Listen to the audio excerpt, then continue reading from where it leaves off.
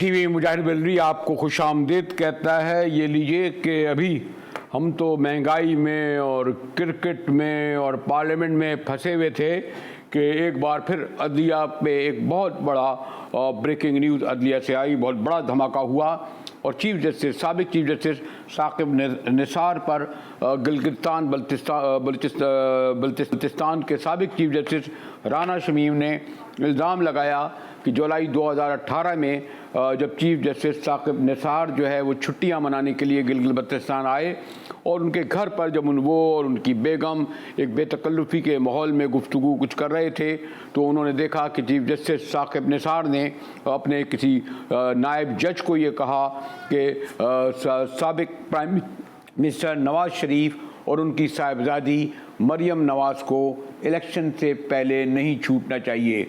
यहाँ जस्टिस साकिब निसार जुलाई 2018 के इलेक्शन से चंद दिन पहले गालिब उन्होंने स्पेसिफिक दे दी, ये कह रहे थे कि नवाज़ शरीफ नाहल को और मरियम को ना छोड़ा जाए, क्योंकि आपने देखा कि चीफ जस्टिस साकिब निसारी थे जिनके दौर में जब वो चीफ जस्टिस थे उन्होंने मियां नवाज़ शरीफ को सिटिंग प्राइम मिनिस्टर को ना सिर्फ ये कि नाअहल किया, सारी ज़िंदगी के लिए सियासत से बाहर किया, बल्कि उनको जेल भी भेज दिया गया।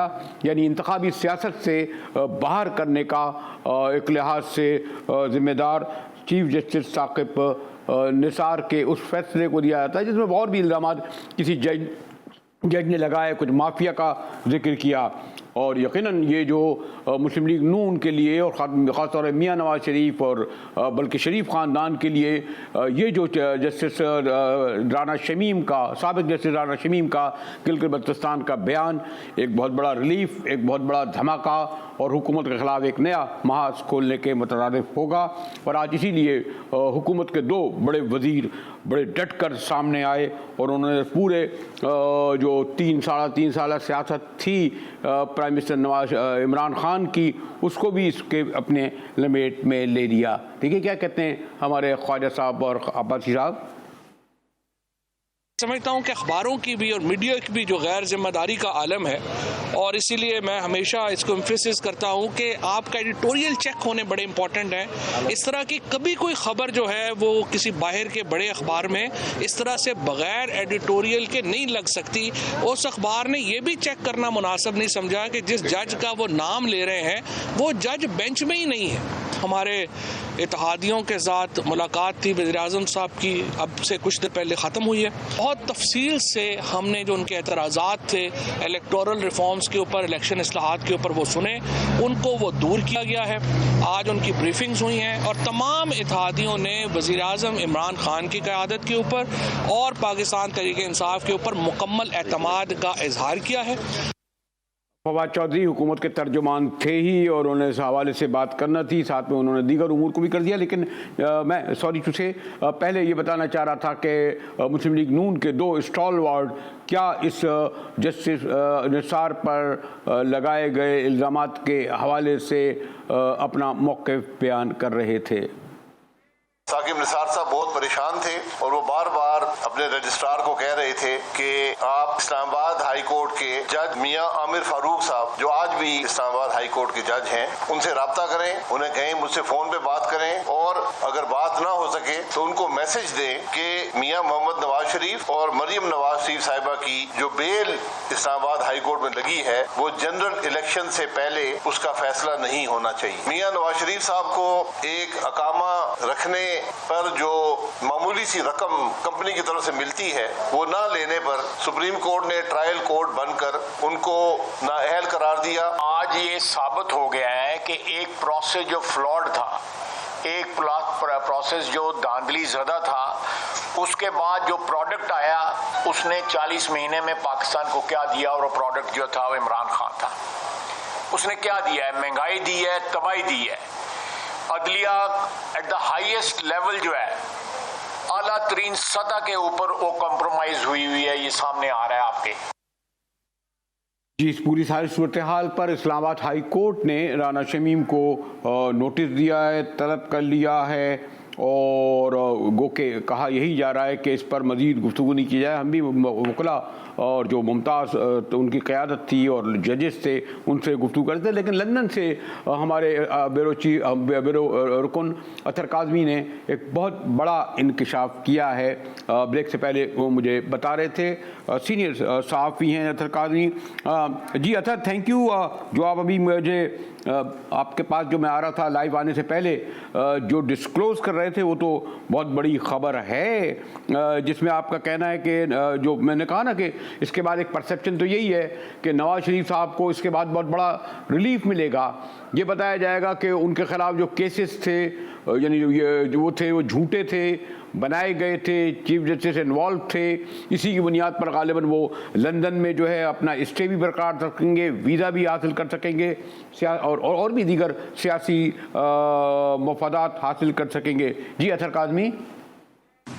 जी मुजाहिद साहब, ये बड़ा इंपॉर्टेंट क्वेश्चन है कि क्या इससे कोई लंदन में उनको फ़ायदा होगा, इसलिए कि अब ये जो एफिडेविट सामने आया है इसके ऊपर जो मोहर भी लगी हुई है वो भी लंदन की लगी हुई है, इसको लंदन से नोटराइज करवाया गया, टेस्ट करवाया गया। अब जिस तरह जो आपने क्वेश्चन किया है कि क्या यहाँ पे लंदन के अंदर, बरतानिया के अंदर उनको कोई बड़ा रिलीफ मिलेगा, तो अब यहाँ पे एक बड़ा क्वेश्चन जो पैदा होता है वो यही है जिसकी जानिब आपने भी इशारा किया कि क्या ये जो एफिडेविट बनवाया गया है इसको बरतानिया की किसी अदालत में जमा करवाना था, क्या यहाँ पे कोई मियां साहब का कोई ऐसा केस चल रहा है जिसके अंदर ये एफिडेविट जमा करवाया जा रहा हो, बताया जा रहा हो कि जी ये देखें पाकिस्तान के अंदर उनके खिलाफ पॉलिटिकल विक्टिमाइजेशन की जा रही है और उसका सबूत ये है कि एक साबिक सीनियर जज की जानिब से ये एफिडेविट भी जमा करवाया गया है। तो ये एक ऐसी चीज है जो अभी वाजे नहीं है, लेकिन ये बहुत बड़ा एक सवालिया निशान है कि यहाँ से इसका अटेस्ट होना, यहाँ से इसका सामने आना।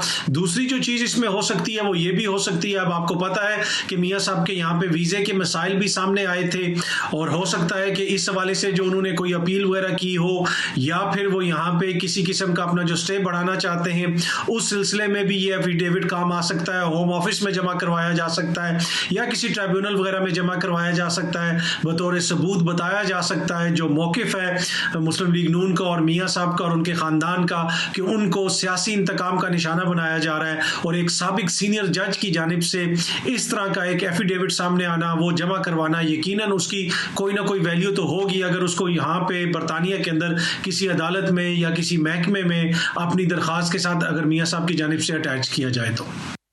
अच्छा, ये जिस आप एफिडेविट का जिक्र कर रहे हैं, बल्कि मैं ये चाहता हूँ ये दिखाऊं, बड़ी इंटरेस्टिंग बात है कि जो राना शमीम साहब को जो एफिडेविट दिखा रहे हैं वो भी लंदन से जारी हुआ। लंदन से क्यों जारी हुआ? और ये भी अतर काज़मी का कहना है कि जो मियां नवाज शरीफ साहब को जो मेडिकल सर्टिफिकेट हुआ वो भी लंदन के उसी इदारे से हुआ था। देखिए बड़ी इंटरेस्टिंग ये दोनों आप सर्टिफिकेट जब देखेंगे स्क्रीन पर, जिसमें राना शमीम साहब का एफिडेविट और मियां नवाज शरीफ साहब का एफिडेविट, मोर भी एक जैसी होगी। देखिए जरा एक नजर दिखाइए, वो जो दोनों का जो एक आया है ये एफिडेविट, मियां नवाज शरीफ का और एफिडेविट पेश किया गया और जो राना शमीम साहब ने पेश किया। जी नहीं, बल्कि वो ख़ास इसमें सुर्ख रंग की बाकायदा मोहर है जिसमें ये वाज़े होता है कि दोनों जगह लंदनी से जारी हुए हैं। इंटरेस्टिंग बात है। नज़र मैं चाह रहा हूँ कि एक साथ ज़रा दिखा दिए जाएँ दोनों को कि लंदन के एक ही जगह से, इदारे से मियां नवाज शरीफ को जो मेडिकल सर्टिफिकेट दिया गया, यानी वो मेडिकल सर्टिफिकेट जिसके ज़रिए उन्होंने कहा कि मैं पाकिस्तान नहीं आ सकता, और राना शमीम साहब ने भी, यानी जो हमारे जो गिलगित बल्तिस्तान के जस्टिस साहब थे, इन्होंने भी लंदनी से, इसी जगह से ये दोनों जो है उन्होंने भी यहीं से हासिल किया। तो है ना ये इंटरेस्टिंग बात, एक ही इदारे से, एक ही जगह से जो दोनों सर्टिफिकेट, यानी मियां साहब के और जस्टिस राना शमीम साहब के। तो ये जो मैंने अतर काज़मी, बल्कि मैं तो चाह रहा था तवातुर से दिखाया, गालिबन आपका ने जो खबर डिस्क्लोज की है। तो ये जो, लेकिन सवाल ये होता है कि यानी क्यों ज़रूरत पेश आई राना साहब को? ये राना साहब पाकिस्तान से भी कर सकते थे, लंदन के अलावा किसी और से भी ला कर सकते थे, बल्कि पाकिस्तानी किसी भी शहर से कर सकते थे, खुद गिलगित बल्तिस्तान से कर सकते थे, कश्मीर से कर सकते थे, पेशावर कोयटा से भी ये एफिडेविट ले सकते थे। लंदन ही से क्यों लिया? और साथ ही लंदन से भी उसी इदारे से, उसी जगह से जहाँ से मियाँ साहब ने मेडिकल सर्टिफिकेट लिया था। अतर काज़मी। जी, ये एक बहुत बड़ा सवालिया निशान है कि बरतानिया के अंदर इसको क्यों अटेस्ट करवाया गया। जो जज साहब हैं उनका ताल्लुक पाकिस्तान से है, आप उनको जानते भी हैं। गिलगित बल्तिस्तान के अंदर भी वो तैनात रहे, सिंध के अंदर भी उनकी बड़ी अहम ओहदों के ऊपर उनकी पोस्टिंग्स रही। उसके अलावा शहीद जुल्फकार अली भुट्टो जो यूनिवर्सिटी है उससे भी वो वाबस्ता रहे। और इनको जो तैनात था, अगर गालिबन आपको याद हो, इनको तैनात भी वहाँ पे नवाज शरीफ साहब ने किया था गिलगित बल्तिस्तान के अंदर। उसके बाद इनकी पेंशन और इस हवाले से भी कोई केस वगैरह चला था, सुप्रीम कोर्ट के अंदर भी केस आया था, कोई गैर कानूनी भर्तियों का सिलसिला भी था वहाँ पे, और काफ़ी इनके ऊपर इल्ज़ामात वगैरह भी थे। लेकिन ये इनकी जानिब से, ये इतने सीनियर जज हैं, अदलिया को समझते हैं, सब चीज़ों को समझते हैं, उनकी जानिब से बरतानिया से इस तरह का एफिडेविट करवाना, बरतानिया से उसको टेस्ट करवाना, तो ये सबके लिए इस वक्त टू बी ऑनेस्ट एक हैरत का बाइस भी है और इसके ऊपर सवालिया निशान भी है। इसलिए कि यही एफिडेविट तो वो पाकिस्तान से भी जमा करवा सकते थे, पाकिस्तान से भी अटेस्ट हो सकता था। और दूसरा, ये जो एफिडेविट जहां से अटेस्ट हुआ है वो बड़ी इंपॉर्टेंट चीज है। अब ये जो इनका जज साहब का, राना शमीम साहब का एफिडेविट है, ये उधर से ये टेस्ट हुआ है जहां से नवाज शरीफ साहब की कोई रिपोर्ट या उनकी कोई भी जो सर्टिफिकेशन वगैरह होती है वो भी वहीं से अटेस्ट होती है। उनकी जो मेडिकल रिपोर्ट्स हमने देखी जो बरतानिया से भेजी गई पाकिस्तान के अंदर, वो भी वहीं से अटेस्ट होती हैं। और उसके अलावा दीगर जो कुछ डॉक्यूमेंट्स वगैरह भी हमने देखे वो भी वहीं से अटेस्ट होते हैं, इसी नोटरी पब्लिक से होते हैं। तो वो नोटरी पब्लिक जिसको मियां साहब अपने जो कागजात हैं उनकी तस्दीक के लिए इस्तेमाल करते हैं, इन जज साहब का जो एफिडेविट है वो भी वहीं से उसकी तस्दीक हुई, वहीं से उसको अटेस्ट किया गया। तो ये तो एक लग रहा ऐसे है कि जैसे उन्होंने शायद मियां साहब को अपना भेज दिया था और फिर मियां साहब ने खुद अटेस्ट करवाया, या उन्होंने वो खुद बरतानिया आए और उनको बताया गया कि आप इधर से करवा लें।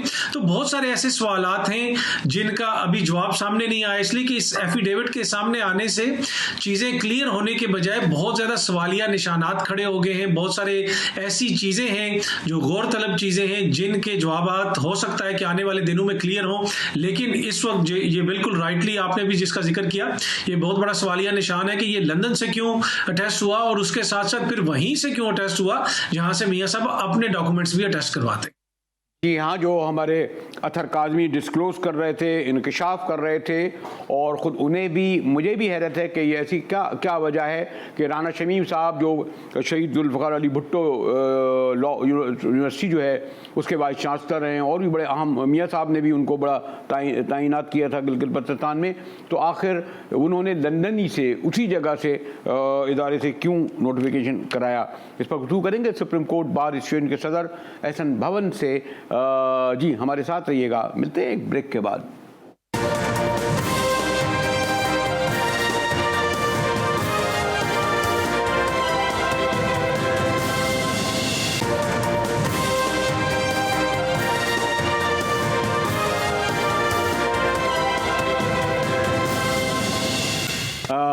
मेरे साथ हैं सुप्रीम कोर्ट बार एसोसिएशन के प्रेसिडेंट एहसन भवन साहब।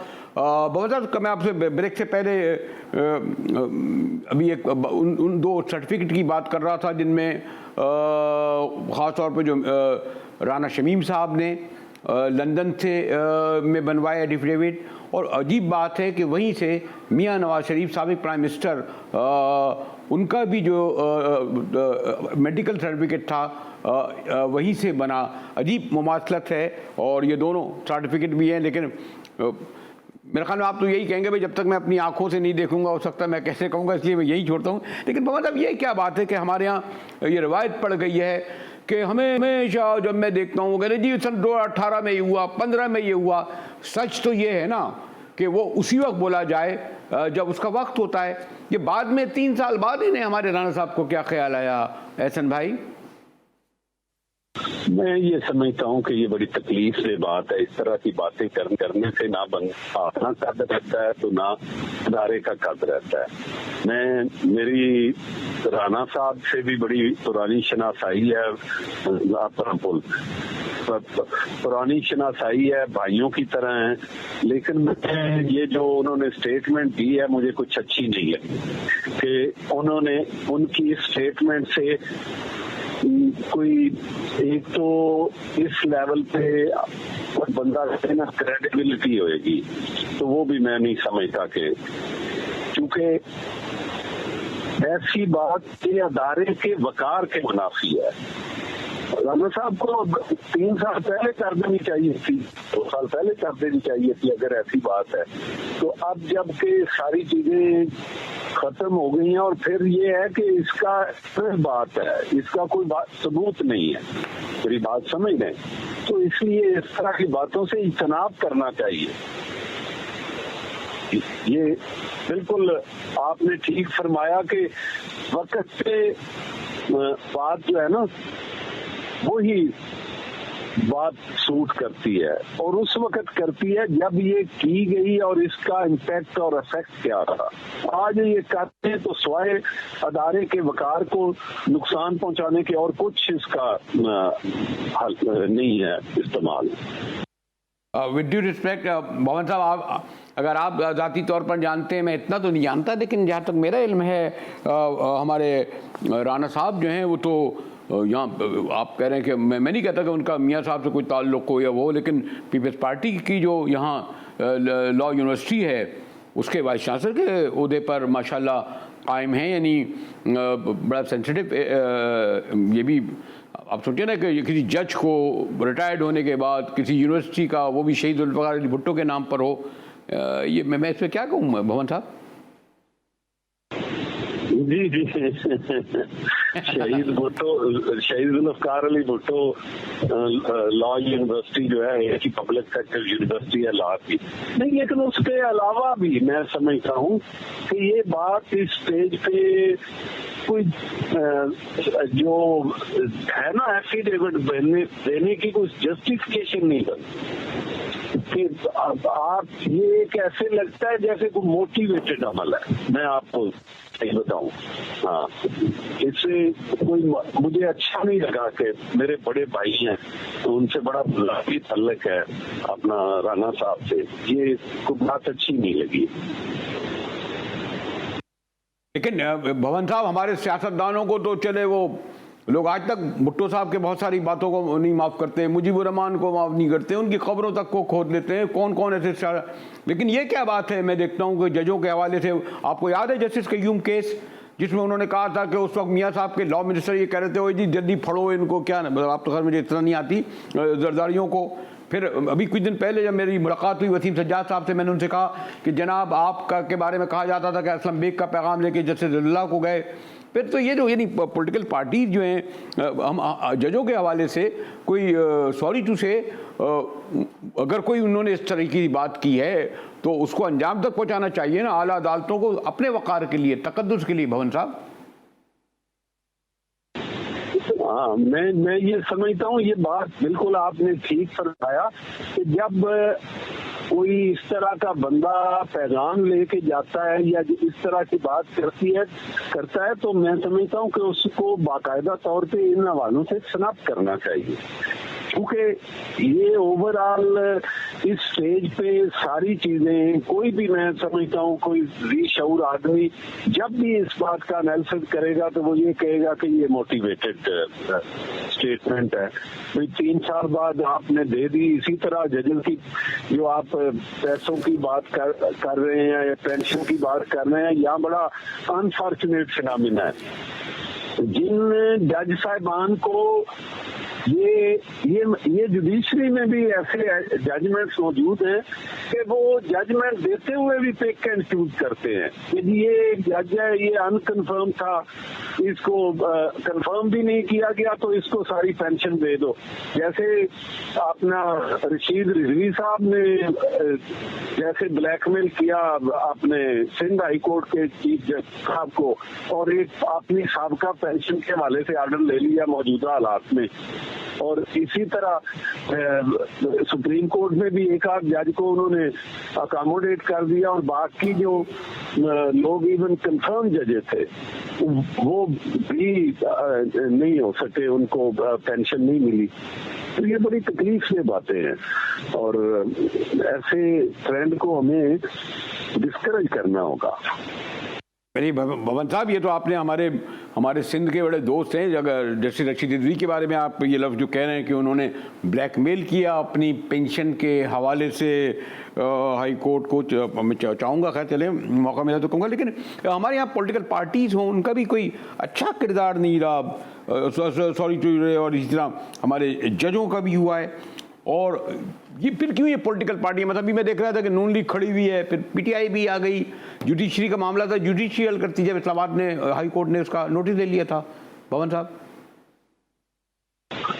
नहीं, मैं इसीलिए ये कहता हूँ कि लोगों को ये पता नहीं कि जब वो थोड़ा सा पॉलिटिकल बेनिफिट लेते हैं तो वो बेनिफिट लेने के लिए अदारा जो है उसके वकार का ध्यान नहीं रखते कि जी ये अदारा के से सुप्रीम कोर्ट को क्या धचका लगेगा, इस वक्त जो बंदे उस वक्त अपॉइंट हुए थे, जो स्टेटमेंट देने वाला है उसको, उसकी क्रेडिबिलिटी के हवाले से क्या आएगा। यहाँ पे सारी चीजें स्कैंडल पे ही इस मुल्क में डिसाइड, जो पॉलिटिकल पार्टी के हवाले से आप बात कर रहे हैं, मैं ये समझता हूँ कि ये सारी पॉलिटिकल पार्टी का ये कल्चर रहा है और हर जगह इसी हवाले से इन चीजों को, हालांकि कोर्ट का जो प्रेमिसेस है या कोर्ट का इंस्टीट्यूशन है, इसको बिल्कुल थोड़ा सा अपना साइड पे रखना चाहिए ताकि अदारे का वकार जो है वो बहाल रहे और लोगों का ट्रस्ट रहे। जिस दिन लोगों का जिस तरह ट्रस्ट लूज हो रहा है अदलिया के अदारे पे, खुदा न खास्ता ये अनारकी पैदा करेगा। लोग अदालतों के फैसलों को जिस तरह देख रहे हैं, अल्टीमेटली वो मानना नहीं, इसको मानेंगे नहीं, और बात ये होगी कि कत्ल गारत होगी और सारे आप जैसे देख रहे हैं लोगों को इंसाफ नहीं मिलता तो वो खुद इंतकाम लेने की कोशिश करते हैं। शुक्रिया एहसन भवन साहब, सुप्रीम कोर्ट के हमारे अभी इलेक्ट हुए हैं बड़े भारी अक्सर से, और हाँ हमारे दोस्त लतीफ़ खोसा साहब को हरा के जीते हैं हमारे एहसन भवन साहब, और उन्होंने बाकी बड़ी दर्दमंदी से इन तमाम बातों का जिक्र कर रहे थे कि अगर इंसाफ का यही सूरत हाल रही तो लोग तो मैं क्या उनका दोहराऊँ। और बहरहाल एक सॉरी कि उन्होंने हमारे दोस्त के बारे में कही, रशीद रिजवी साहब के बारे में कोशिश करूँगा कि उनकी इस पर वजाहत भी आ जाए। इस वक्त पाकिस्तान का मसला सबसे बड़ा महंगाई, लेकिन महंगाई में सबसे बड़ा आटा से भी मसला चीनी। अरे भाई लोग कहते हैं भाई चीनी छोड़ दो, शुगर ये वो कोई, लेकिन कहते हैं नहीं चीनी के बगैर तो ज़िंदगी बिल्कुल ही फीकी है, वैसे ही बात कहते हैं। तो ये जो कोई कहते हैं चीनी की किल्लत है, कोई कहता है चीनी की चोरी है, कोई कहता है जी सिंध में सूरत हाल अलग है, हुकूमत जिम्मेदार है, शुगर में जिम्मेदार है, चीनी चोरी, चीनी की किल्लत का जिम्मेदार कौन है, इस पर गुफ्तगू करेंगे एक ब्रेक के बाद। हमारे साथ होंगे चौधरी असलम साहब, पंजाब शुगर मिल एसोसिएशन के सदर। मिलते हैं ब्रेक के बाद।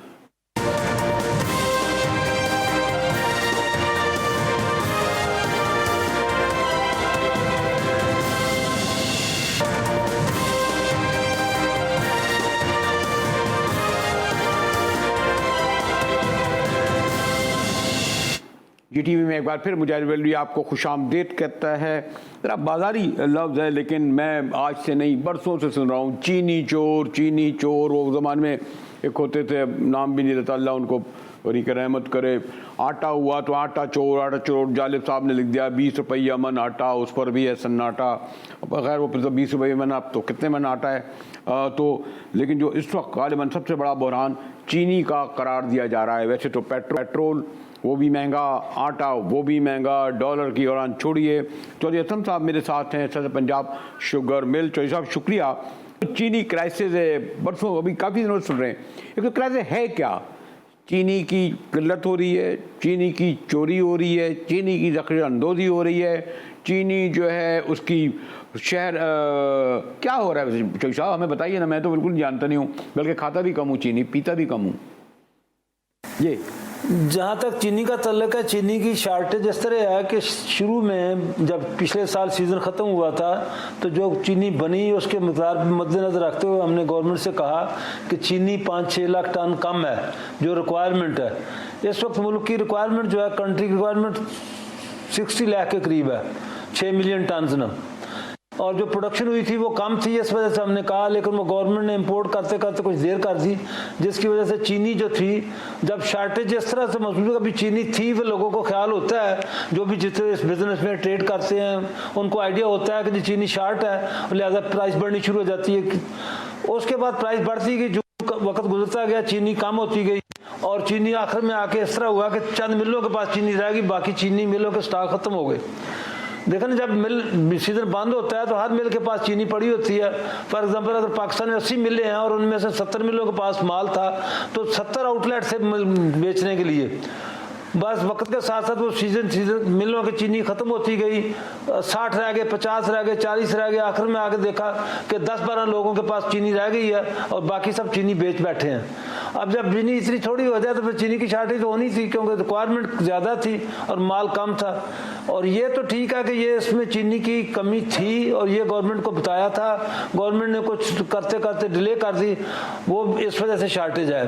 लेकिन अब जो नेक्स्ट सीजन आ रहा है इसमें तो इंशाल्लाह ताला ये पूरी हो जाएगी, क्योंकि क्रॉप भी ठीक है और मौसम भी ठीक है, हालात रहे हैं और फसल बड़ी अच्छी है। ये नेक्स्ट सीजन में तो 7 मिलियन टन, जो कि 70 लाख टन बन जाएगी, जो कि रिक्वायरमेंट से ज़्यादा होगी, इंशाल्लाह ताला ये ठीक होगा।